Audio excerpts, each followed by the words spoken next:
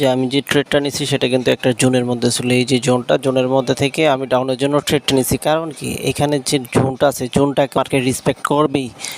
আর এখন এইটাই হচ্ছে মার্কেটের ট্রেন্ড চলতেছে। আসলে মার্কেট বুঝতে পারলে এটা কোনো বিষয় না। আপনি যেই কোনোভাবেই মার্কেট থেকে আপনি ইনকাম জেনারেট করতে পারবেন। আর মার্কেটের পলিসি যদি আপনি একবার জেনে যেতে পারেন তাহলে আপনাকে কে আটকায়? হ্যাঁ, কেউ আপনাকে আটকাতে পারবে না। আশা করি এটা উইন হবে। আমি একটা ভুল করছি এখানে, আমি যে টাইমারে ট্রেড নিয়ে ফেলছি, টাইমে নেওয়ার দরকার ছিল। তারপরও আশা রাখি এটা উইন হবে, কারণ হচ্ছে 2 সেকেন্ড বাকি আছে উইন।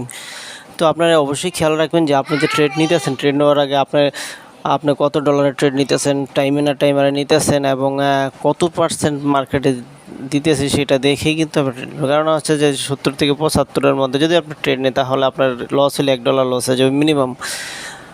আর ম্যাক্সিমামের কথা তো আপনি যা করেন সেটার উপরে ডিপেন্ড করে। সো সব কিছু খেয়াল রেখে কিন্তু আপনাকে এখানে ট্রেডটা করতে হবে। হ্যাঁ, ঠিক আছে।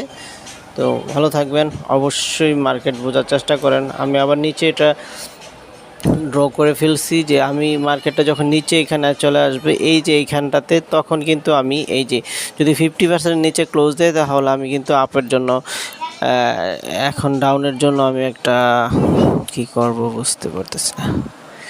মার্কেট ডাউনে চলে যাবে, এখন ডাউনের জন্য আমি একটা ট্রেড করব, কিন্তু আমার এইখানটাতে ট্রেডটা নেওয়া উচিত ছিল, আমি একটু মিস করে ফেলছি।